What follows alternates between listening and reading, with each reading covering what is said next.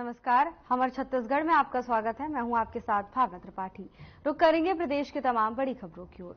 रायपुर में इंदिरा गांधी कृषि विश्वविद्यालय कृषि के देवता माने जाने वाले भगवान बलराम की जयंती के अवसर पर भगवान बलराम जयंती किसान दिवस के रूप में मनाया गया। कृषि महाविद्यालय कृषि मंडपम में आयोजित कार्यक्रम का शुभारंभ प्रदेश के मुख्यमंत्री विष्णुदेव साय और कार्यक्रम की अध्यक्षता कृषि विकास और किसान कल्याण और जैव प्रौद्योगिकी जैव प्रौद्योगिकी मंत्री रामविचार नेताम ने किया। कार्यक्रम में उन्नत और जैविक खेती करने वाले किसानों को सम्मानित किया गया। वहीं कार्यक्रम के मुख्य वक्ता के रूप में भारतीय किसान संघ के अखिल भारतीय संगठन मंत्री दिनेश कुलकर्ण मौजूद रहे। इस अवसर पर विशिष्ट अतिथि के रूप में बृजमोहन अग्रवाल, सांसद रायपुर अनुज शर्मा, विधायक और कई लोग उपस्थित रहे।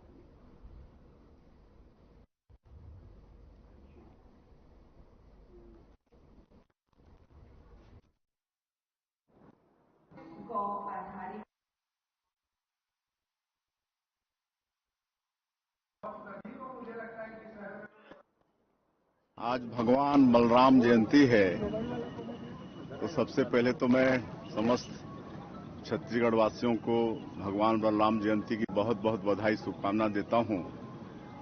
और हमारा कृषि मंत्रालय ये बलराम जयंती को किसान दिवस के रूप में आज यहां इंदिरा गांधी कृषि विश्वविद्यालय में मना रहा है। इसके लिए कृषि विभाग को भी और हमारे कृषि मंत्री श्री रामविचार नेताम जी को भी हम धन्यवाद देना चाहूंगा कि एक अभिनव पहल है। हर साल 9 सितंबर को बलराम जयंती को कृषक दिवस के रूप में, किसान दिवस के रूप में मनाएंगे। यहां पर जो प्रदेश के उत्कृष्ट किसान होंगे उनको पुरस्कृत करेंगे और कृषि को आगे बढ़ाने के लिए कार्यशाला का आयोजन होगा। तो निश्चित रूप से छत्तीसगढ़ में कृषि का विकास होगा और इस अभिनव पहल के लिए मैं पुनः कृषि मंत्रालय को बहुत बहुत बधाई धन्यवाद देता हूं। और इस अवसर पर हम इसके जो उत्कृष्ट किसान हैं, जो विभिन्न क्षेत्रों में अच्छा काम किए हैं, पशुपालन में, मत्स्य पालन में और आपका अन्न श्री के उत्पादन में ऐसे किसानों को पुरस्कृत किए हैं। और आज हमारे किसान संघ के दिनेश कुलकर्णी जी का भी बड़ा मतलब प्रेरणादायक उद्बोधन हुआ है। हमारे कृषि मंत्री जी का, हमारे पूर्व कृषि मंत्री और सांसद आदरणीय बृजमोहन जी का, उनका भी बड़ा प्रेरक उद्बोधन हुआ है। और आज इस किसान दिवस में यहाँ पर इंदिरा गांधी कृषि विश्वविद्यालय में कार्यक्रम का आयोजन तो है ही, लेकिन प्रदेश के अन्य 26 कृषि विज्ञान केंद्र हैं, वहां भी उस क्षेत्र के अन्नदाता किसान भाई इससे जुड़े थे ऑनलाइन। और वहां हमारे सांसदगण, विधायकगण, मंत्रीगण कहीं न कहीं सब जुड़े थे, उनको भी इसका लाभ होगा। सर, आपने ये कहा कि प्रदेश में कई योजनाएं डैमेज है। बस्तर में जो बाढ़ के हालात हैं, अब बाढ़ के हालात हैं और अभी हमको जानकारी मिली है उसमें कुछ लोग हमारे फंसे भी हैं, लेकिन वहां पर विक्रम उसेंडी जी तैनात हैं और पूरा प्रशासन तैनात है और जो भी जरूरतमंद है उनका मदद के लिए सरकार खड़ी है। पूर्ववर्ती सरकार के कई मंत्रियों के ऊपर भ्रष्टाचार का आरोप लगा है। कल आपने एक बलिदान नाम लेते हुए कहा और आज बालोद में भी पूर्व मंत्री के खिलाफ मामले को लेकर अब ये कोई करप्शन का आरोप हो पूर्व सरकार और पूर्व सरकार के मंत्रियों तो कहें, आज हर चीज में पिछली सरकार ने घोटाला किया है।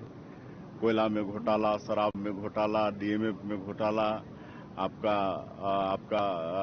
क्या बोलते हैं कस्टम मिलिंग में घोटाला और महादेव में घोटाला। आज कितने लोग जेल में हैं, कितने लोग जेल जाने के कगार में हैं। तो आज तो पूरा देश ये जान गया है कि पिछली जो यहाँ पर सरकार थी कांग्रेस की, कितनी वो भ्रष्ट थी। छत्तीसगढ़ सरकार ने निर्णय लिया है कि हम इस जयंती को किसान दिवस के रूप में मनाएंगे और उसी के तहत आज आपने देखा होगा कि एक भव्य समारोह भगवान बलराम की पूजा अर्चना के बाद संपन्न हुआ। और एक कार्यक्रम में सिर्फ यहाँ नहीं बल्कि प्रदेश के 27 जो हमारे केवीके सेंटर हैं वहां भी किसान सम्मेलन किया जा रहा है, जिसमें माननीय सांसदगण, माननीय विधायकगण और माननीय अन्य जनप्रतिनिधि उनकी उपस्थिति में, उनकी अध्यक्षता में कार्यक्रम संपन्न हो रहा है। और इसके माध्यम से खेती किसानी से लेकर के मत्स्य पालन, पशुपालन से लेकर के बाकी सभी चीजों के बारे में जानकारी भी दिया जा रहा है। वहीं हम जैविक खेती के साथ साथ प्राकृतिक खेती को कैसे हम बढ़ावा दे सकें, इसके बारे में भी हम उन्हें जानकारी दे रहे हैं। हमारे वैज्ञानिक जानकारी दे रहे हैं। कृषि विश्वविद्यालय हमारा लगातार जो है उनके संपर्क में है और उन्हें किस प्रकार से लोगों को कैसे अपडेट किया जा सके, कैसे उन्हें प्रशिक्षित किया जा सके, तरह तरह के जो भी आविष्कार हो रहे R&D में, उसका भी लोगों तक कैसे हम पहुंचा सकें, इन सब का भी बेहतर चिंता करते हुए हमारा विभाग लगा हुआ है। मैं समझता हूं कि आज ये जो किसान दिवस के रूप में मनाने का निर्णय हुआ है, इस दिवस के आगे चल करके इस दिवस में और भी बेहतर कार्यक्रम हम सब कोशिश करेंगे और किसानों के हित में जो जो काम हो रहे हैं उसका भी प्रदर्शनी के माध्यम से लोगों को जानकारी देंगे।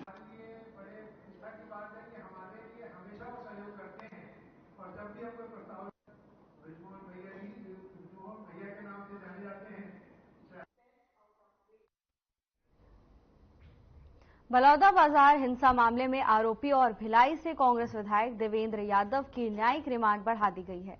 दरअसल 17 अगस्त की देर रात से देवेंद्र न्यायिक रिमांड पर रायपुर सेंट्रल जेल में बंद हैं। वहीं वीडियो कॉन्फ्रेंसिंग के जरिए उनकी पेशी हुई। इस दौरान बहस के बाद देवेंद्र यादव की न्यायिक रिमांड 8 दिन के लिए बढ़ा दी गई। अब वो 17 सितंबर तक न्यायिक रिमांड में जेल में रहेंगे। तो वहीं सुनवाई के दौरान विधायक देवेंद्र यादव की न्यायिक रिमांड तो 8 दिन के लिए बढ़ा दी गई है, लेकिन कोर्ट की ओर से जमानत याचिका पर फैसला नहीं आया। देवेंद्र यादव की ओर से जमानत याचिका दाखिल की गई है। इस मामले में पुलिस ने अब तक अभियोग प्रस्तुत नहीं किया है।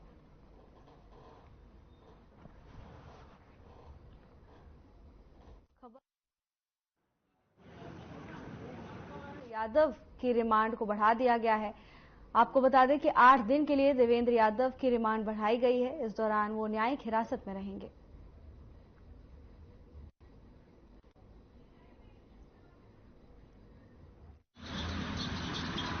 पुलिस को अभियोग पत्र प्रस्तुत किए जाने हेतु तिथि प्रदान की गई थी, परंतु आज भी पुलिस ने अभियोग पत्र प्रस्तुत न कर दिनांक 23/9/2024 तक का समय मांगा न्यायालय से। हमारी तरफ से उसकी आपत्ति प्रस्तुत की गई कि पुलिस ने जो आधार बनाया है, रिमांड जो आवेदन प्रस्तुत किया है, उस पर कोई भी ऐसे उनके द्वारा आधार नहीं बताए गए हैं जिससे उन्हें अतिरिक्त समय दिया जावे। इसके बाद माननीय न्यायालय ने उनकी रिमांड तिथि 17/9/2024 तक स्वीकृत किया है और निर्देश दिया है कि उक्त तिथि तक वे आवश्यक रूप से अभियोग पत्र प्रस्तुत करें। इसके साथ ही हमने देवेंद्र यादव जी की ओर से आज जमानत आवेदन पत्र प्रस्तुत किया है, जिसपे हमारी बहस हो चुकी है। समय अभाव के कारण आज जमानत आवेदन पत्र पर आदेश पारित नहीं किया जा सका है। आदेश सुरक्षित है, कल माननीय न्यायालय के द्वारा पारित किया जाकर सुनाया जाएगा।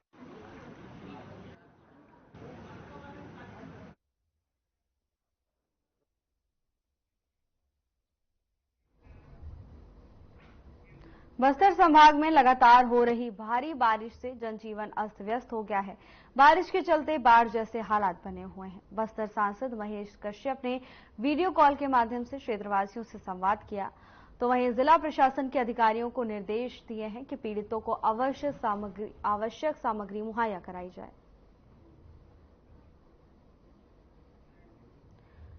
खबर जगदलपुर से है, जहां भारी बारिश के चलते लोगों को परेशानियों का सामना करना पड़ रहा है। आपको बता दें कि लगातार हो रही भारी बारिश से बाढ़ जैसे हालात बन गए हैं, जिसके चलते लोगों का रहना मुश्किल हो गया है।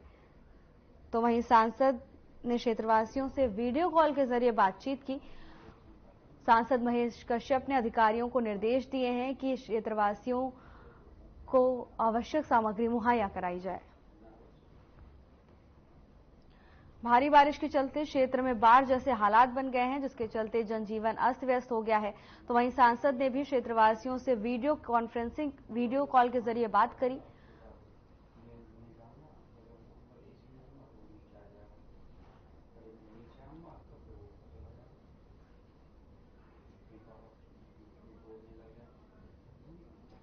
भारी बारिश के चलते लोगों को परेशानियों का सामना करना पड़ रहा है। तो वहीं सांसद महेश कश्यप ने लोगों से वीडियो कॉल के जरिए बातचीत की।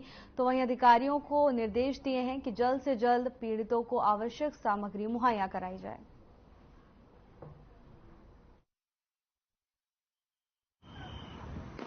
कलेक्टर साहब से बता, अकेला रहती हो? पानी आ रहा था तो समय कहाँ थे आप? आप यहाँ हो सरपंच, थोड़ा अच्छा थोड़ा सा बता दो, डर रही है उधर पास में तो पानी आते समय कहाँ थे गुड़िया? नहीं, पानी आता ना उधर स्कूल का।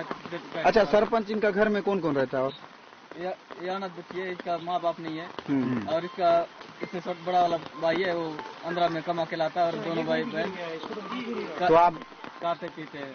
अभी कुली बुती करके यहाँ घर में रह के अपना यह कर रही है। इसका बड़ा वाला आंध्रा में जाके कमा रहा है। ठीक ठीक।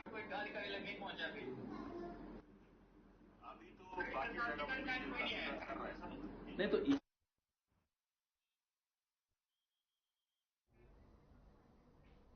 जगदलपुर इलाज में लापरवाही के चलते हुए मौत को लेकर सर्व अनुसूचित जाति के जिलाध्यक्ष विक्रम लहरे का बयान सामने आया है, जिसमें उन्होंने कहा कि बीजापुर निवासी रामपाल यादव को गत 23 अगस्त को यहां भर्ती कराया गया था। यहां आने के बाद डॉक्टर्स ने लीवर सहित अन्य बीमारियों का हवाला देते हुए एडमिट कर दिया, जिसके बाद उसे मृत घोषित कर दिया। वहीं विक्रम ने कहा है कि अस्पताल पूर्व में भी विवादों में घिर चुका है। लाइसेंस रद्द किए जाने और कठोर कार्रवाई के लिए आंदोलन किया जा रहा है। इसके साथ ही सीएमएचओ ने जानकारी देते हुए कहा कि बॉडी को सीज करके पुलिस के हवाले कर पोस्टमार्टम के लिए भेज दिया गया है और बालाजी अस्पताल को सील कर दिया गया है और जांच के उपरांत दोषी पाए जाने पर कार्रवाई की जाएगी।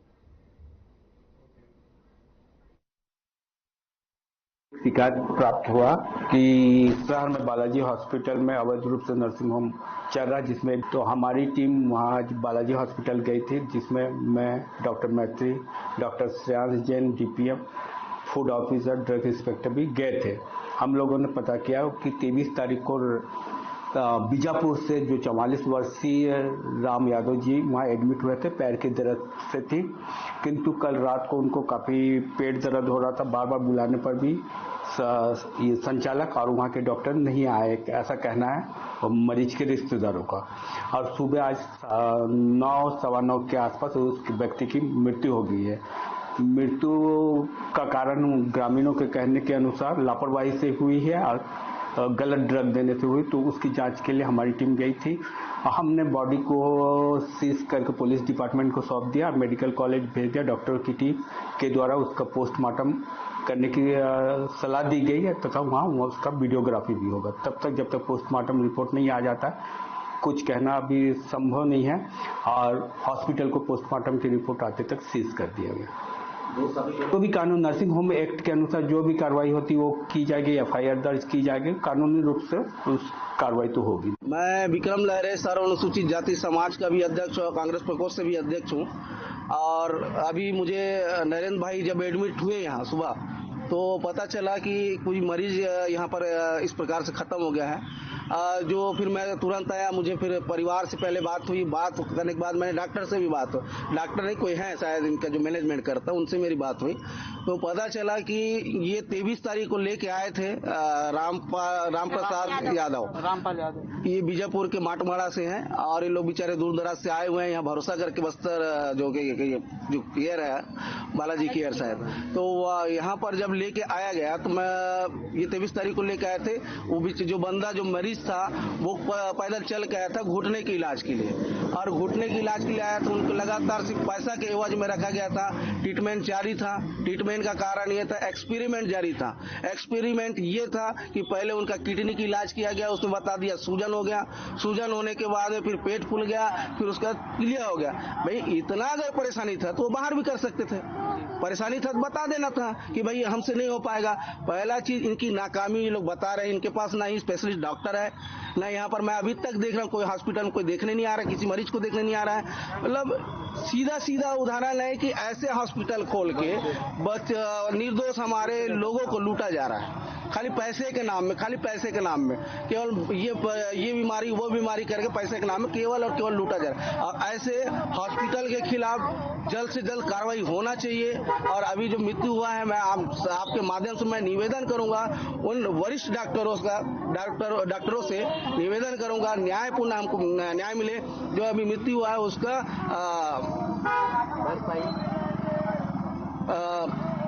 पोस्टमार्टम हो और पोस्टमार्टम सही तरीका से लोगों के पास, जनता के पास उजागर करे, ताकि ऐसे भ्रष्टाचार जो है हॉस्पिटल है वो बंद हो सके। मैं आप लोग से बस पुनः निवेदन करूंगा, ये खबर जितना ज्यादा शेयर हो सकते उतना कीजिए। और निवेदन ये भी है मंत्रियों से, स्वास्थ्य विभाग के मंत्रियों से, कलेक्टर महोदय से और तमाम जो आला अधिकारी मैं उनसे निवेदन करूंगा कि इस प्रकार से घटना दोबारा न हो, इसलिए कड़ी से कड़ी इनका हॉस्पिटल के ऊपर कार्रवाई हो। मैं हेमलता यादव, ग्राम माटवाड़ा, बीजापुर जिला से यहाँ इलाज के लिए आए थे। पहले डिमरापाल भर्ती किए थे, वहाँ से फिर यहाँ लाए ताकि ठीक हो जाए करके। जब यहाँ 23 तारीख को लाए, एडमिट किए, तो यहाँ पे ये भी नहीं बताया नस में प्रॉब्लम था, ये घुटना जो है जांघ से नीचे दर्द था, तो उनको यहाँ लाए थे हम ताकि ठीक होंगे। तो यहाँ ये भी नहीं बोला गया सर उसके स्पेशलिस्ट नहीं है, तो हम कहीं और ले जाते। यहाँ एडमिट कर लिए, उनको एडमिट कर लिए। उसके बाद उनको पीलिया का प्रॉब्लम बता रहे हैं, लीवर में प्रॉब्लम बता रहे हैं, पेट में सूजन बता रहे हैं, पेट का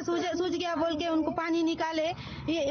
जब नस का हम उसके लिए इलाज करवाने आए हैं, उसका नहीं, उसका कुछ और ही उसको और बता रहे हैं। सोनोग्राफी और सब कराए, एक्सरा कराए, सोनोग्राफी सब नॉर्मल है बोल रहे हैं। लेकिन मैं पूछी तो उनका जान किस वजह से गया जब सब चीज नॉर्मल है करके हमारा।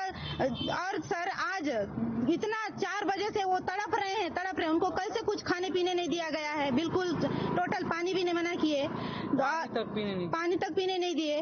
और उनको क्या बोलना चाहिए, और इतना चिल्ला रहे हैं डॉक्टर, मतलब तड़प रहे हैं, ऑक्सीजन लगा दिए। जब वो यहाँ के लिए आए थे, इतना मेरे को निकालो, कुछ भूख लग रहा है बोल रहे हैं, लेकिन वो उनको ध्यान ही नहीं दे। यहाँ पे और डॉक्टर भी नहीं है, डॉक्टर नहीं, वो तड़प के उनका वो चला। और हम ले जाएंगे, निकाल दो बोलने से भी नहीं निकाले, उनको आईसीयू रूम में रखा गया था। डॉक्टर की लापरवाही, सरासर डॉक्टर की लापरवाही है सर। ये फोन लगा रहा है डॉक्टर के पास, आ रहा हूँ। अभी मैं उनके जब ये सब हुआ, डेथ हुआ, तो उनको मैं जाके डॉक्टर को बोली हाँ थोड़ा सा लेट हो गया। ऐसे करेंगे क्या? किसी का जान का सवाल है किसी का। हाँ डॉक्टर, क्या नाम है बाबू डॉक्टर का? जिनका बस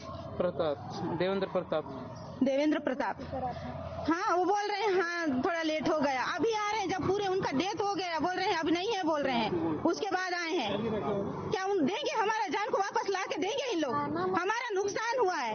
ऐसे हॉस्पिटल को ना सर बंद कर देना, सील कर देना चाहिए और सख्त कार्रवाई होना चाहिए। जो डॉक्टर इन लोग हम जान लिए है ना, आज हमारा जान गया, कल दूसरे लोग लाएंगे मरीज, उनका भी जान जाएगा। इन लोग ना सही नहीं कर रहे हैं। ऐसे हॉस्पिटल के खिलाफ कानूनी कार्रवाई करना चाहिए। मैं निवेदन करती हूँ सर, यहाँ से जो मंत्री हैं जो भी हैं वो हमको न्याय दे। हमारे साथ बहुत अन्याय हुआ है। हम अच्छे खासे चल के लाए, चलते हुए आए हैं। बस मेरा पैर ठीक हो जाए, बात कर रहे थे, पैर ठीक हो जाए तो मैं दौड़ने लगूंगा बोल रहे हैं। ऐसे वाले को अब नहीं है बोल रहे हैं। भर्ती करे दिन मैं भी आई थी। ये बिल वो बिल बाकी बचा रहा, ये बिल वो बिल पे ही कर रहा है, कुछ बचा होगा, लेकिन ऐसा नहीं होगा बोलते। अब मैं बोली सर आप जब यहाँ नहीं कर पा रहे तो हमको रिफर कर देना चाहिए, हम ले जाते। तो बोलते मरीज का कंडीशन ऐसा था हम रिफर। रायगढ़ में कलाकार जीतू शंकर ने प्रेस वार्ता की। इस दौरान उन्होंने कहा कि चक्रधर समारोह उनके लिए बहुत खास है। रायगढ़ वह पवित्र माटी है जहां महाराजा चक्रधर सिंह ने पूरे रियासत को अपने नाम, अपने तबले से मनवाया है। चक्रधर समारोह में प्रस्तुति देने मुंबई से पधारे मशहूर सितार वादक उस्ताद जीतू शंकर अपने दोनों बेटे ऋषभ शंकर और पीयूष शंकर के साथ समारोह स्थल पर ही पत्रकारों से रूबरू होते हुए अपने विचार व्यक्त किए। उन्होंने कहा कि चक्रधर समारोह में शामिल होना उनके लिए गौरव का विषय है। जयपुर कथक घराने से ताल्लुक रखने वाले जीतू शंकर कथक नृत्य पर भी सिद्धहस्त हैं। जीतू शंकर ने बताया कि वो चौथी बार चक्रधर समारोह में अपना कार्यक्रम प्रस्तुत करेंगे। इसके पहले जीतू शंकर यहां जगदीश के साथ आए थे। उन्होंने चक्रधर समारोह के श्रोताओं की तारीफ करते हुए कहा कि यहां अच्छे श्रोता हैं, इसके लिए उन्हें बहुत खुशी है। जी वो कथक के महागुरु हैं, थे जयपुर घराना हमसे, तो मैं जयपुर घराने से हूं, तो मेरा पूरा परिवार जयपुर कथक से है, तो हमारी पूरी जनरेशन कथक के साथ जुड़ी हुई है। तो कुछ बोल है, उस बोल के साथ हम फ्यूजन करेंगे। साथ ही कुछ मिडिल ईस्ट इंस्ट्रूमेंट्स हैं, कुछ दरबुका है, जेम्बे है, लोग अफ्रीकन इंस्ट्रूमेंट्स हैं, मिडिल सब है। देश के अन्य जगहों से अलग अलग इंस्ट्रूमेंट्स लाए हुए हैं, एक साथ प्ले करते हैं, परफॉर्म करते हैं। पर वो ये नहीं कि वो वाले इंस्ट्रूमेंट आए तो उसमें होता नहीं है, उसको हम हमारे तरीके से कैसे उसको प्ले करते हैं वो इम्पोर्टेंट होता है। आज जाने की जिद ना करो, आपको याद है ये दीपचंदी में है। तो इसको गायकी अंग में जब आदमी गाते हैं तो वो उसको फैला के गाते हैं, उसको अपने इम्प्रोवाइजेशन करके गाते हैं। तो उस लय को अगर आप फ्यूज करें और आप उसके साथ ब्लेंड करें, साउंड के साथ ब्लेंड करें, तो वो फ्यूज का मतलब आप एक इसको हाथ मिलाना है। आप कैसे उसको मिलाते हैं? और बेसिकली फ्यूजन जो होता है वो वोकल फ्यूजन होता है, रिदमिक फ्यूजन होता है, डायनेमिक्स होते हैं उसके। तो वो डायनेमिक्स ऐसे होने चाहिए कि जो लोगों को इंटरैक्शन करें, उनको समझ में आए। नहीं तो बहुत से लोगों को भाई हम 64 की गाड़ दे हम ले और उनको सामने वालों को समझ में नहीं आती है। कभी कभी तबला एक इंस्ट्रूमेंट है, दरबुका एक इंस्ट्रूमेंट है, जैसे ड्रम है, लेकिन तीनों साथ में आके जो साउंड करना चाहिए वो कैसे करेंगे? दीपचंदी तबले में ही सिर्फ नहीं बजेगी, जितने इंस्ट्रूमेंट्स हैं उन सब में किस तरीके से साउंड करे उसे ही कहते हैं। करूं, और आपने मुझे बहुत से रियलिटी शोज में देखा होगा, सारेगामा से लेके इंडियन आइडल, लास्ट के 20-25 साल शोज, और हर कोई कलाकार के साथ मैंने अपना योगदान दिया है, चाहे रियलिटी शोज हो, क्लासिकल हो, फ्यूजन हो।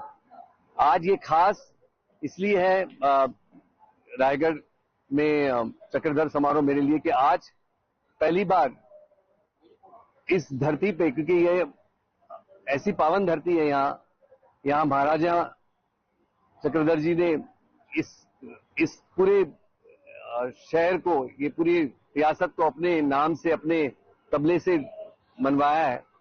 तो मेरे साथ मेरे दोनों बेटे हैं, ऋषभ शंकर जो बहुत अच्छा, आज देखेंगे आप, ये ड्रम्स बजाते हैं, परकशन बजाते हैं, ये इंटरनेशनल स्टार्स हैं और हिंदुस्तान में सभी के साथ ये हैं और अपना खुद डिजाइन करते हैं।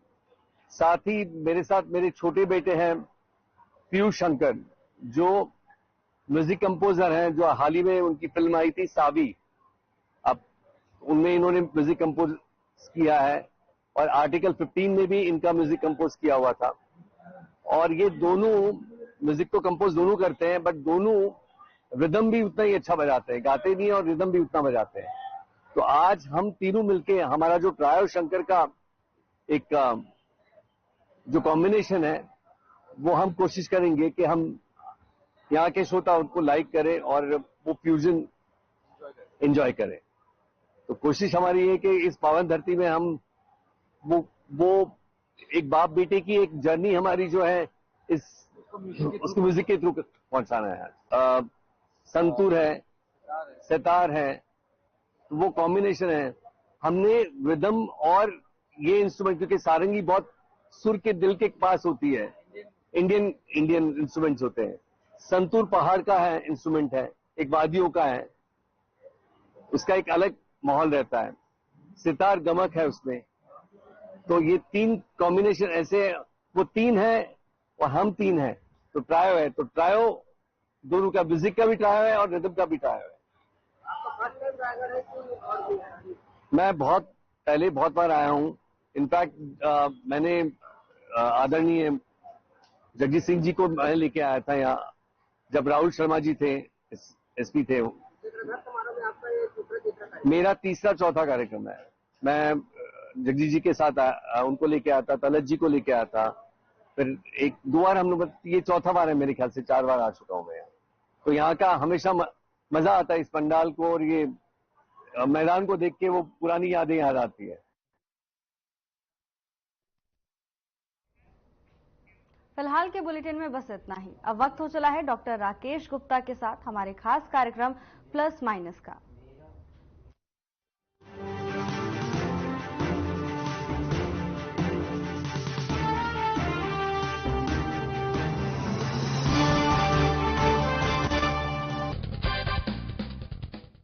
पांच साल पहले वर्ष 2019